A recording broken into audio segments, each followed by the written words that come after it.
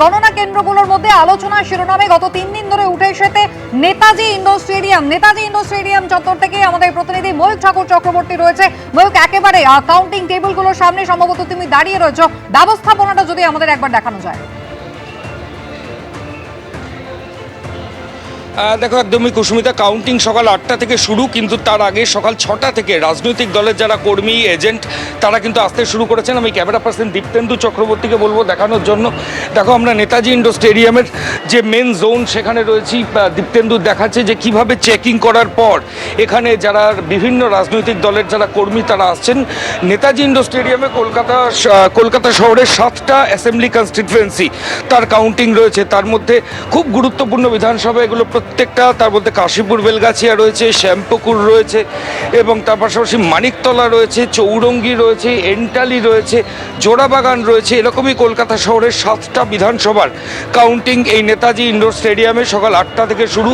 বিভিন্ন রাজনৈতিক দলের যারা কর্মী তারা কিন্তু কেন্দ্রীয় বাহিনী এবং এখানকার যারা আধিকারিক রয়েছেন কলকাতা পুলিশের, তারা ক্রমাগত চেকিং করছেন এবং এখান থেকে তারা ভেতরের দিকে ঢুকছেন। সকাল 8টা থেকে অফিসিয়ালি কাউন্টিং শুরু।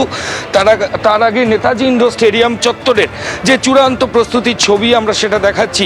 ইডেন গার্ডেন্সের সামনে থেকে কিন্তু গাড়ি চলাচল সম্পূর্ণ বন্ধ করে দেওয়া হয়েছে। কাউকে গাড়িতে আসতে দেওয়া হচ্ছে না। ফলত যারা কাউন্টিং এজেন্ট সহ যারা আসছেন তারা প্রত্যেকে লাইন দিয়ে ইডেনের সামনে থেকে আসছেন, এবং তারপর নেতাজি ইন্ডোর স্টেডিয়ামের ABC 3টে গেট রয়েছে। এই গেটগুলোর সামনে থেকে কাউন্টিং এজেন্টরা ভেতরে ঢুকছেন এবং সকাল 8টা থেকে কাউন্টিংয়ের প্রক্রিয়া শুরু হবে। কলকাতা শহরের 7টা গুরুত্বপূর্ণ বিধানসভার কাউন্টিং এই নেতাজি ইন্ডোর স্টেডিয়ামে সকাল 8টা থেকে শুরু হওয়ার কথা। একেবারে ময়ূক, ছবি তুমি আমাদের দেখাতে থাকো। এই মুহূর্তে চলে যাব ভবানীপুরের বিধানসভা কেন্দ্রে যেখানে ভোট গণনা হবে, অর্থাৎ সাখাওয়াত মেমোরিয়াল স্কুল। আমাদের প্রতিনিধি সুদীপ্ত আচার্য রয়েছেন। প্রচুর কেন্দ্র বাহিনী, পুলিশ মোতায়েন রয়েছে। সুদীপ্ত, একবার ছবিটা দেখবো। একদমই রীতিমতো ত্রিস্তরীয় নিরাপত্তা ব্যবস্থা কিন্তু করা হয়েছে। প্রথমে কলকাতা পুলিশ এবং তারপর দুস্তরে কেন্দ্রীয় বাহিনীর মোতায়েন করা হয়েছে। বিপুল সংখ্যক কেন্দ্রীয় বাহিনী এখানে মোতায়েন করা হয়েছে। তুমি জানো যে আজকে 4টি রাজ্য এবং একটি কেন্দ্রশাসিত অঞ্চলে গণনার অন্যতম কিন্তু আকর্ষণের কেন্দ্রবিন্দু এই ভবানীপুর কেন্দ্র। কারণ নজিরবিহীন লড়াই এখানে হচ্ছে। রাজ্যের মুখ্যমন্ত্রীর সঙ্গে রাজ্যের বিরোধী দলনেতা শরণাতীত কালে কিন্তু এই ধরনের দ্বৈরথ কিন্তু রাজনৈতিক মহল দেখেনি, এবং সেই কারণেই কিন্তু এটা আকর্ষণের কেন্দ্রবিন্দু। আমরা দেখতে পাচ্ছি যে একে একে বিভিন্ন দলের কাউন্টিং এজেন্টরা এখানে ঢুকছে।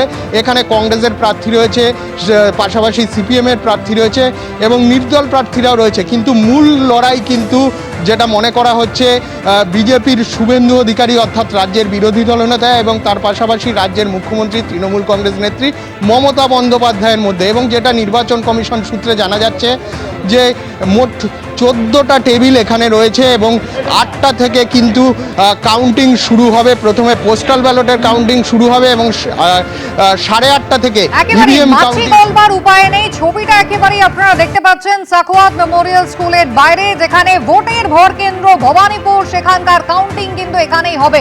একেবারে ছবি তুমি আমাদের দেখাতে থাকো। এবিপি আনন্দ, এগিয়ে থাকে, এগিয়ে রাখে।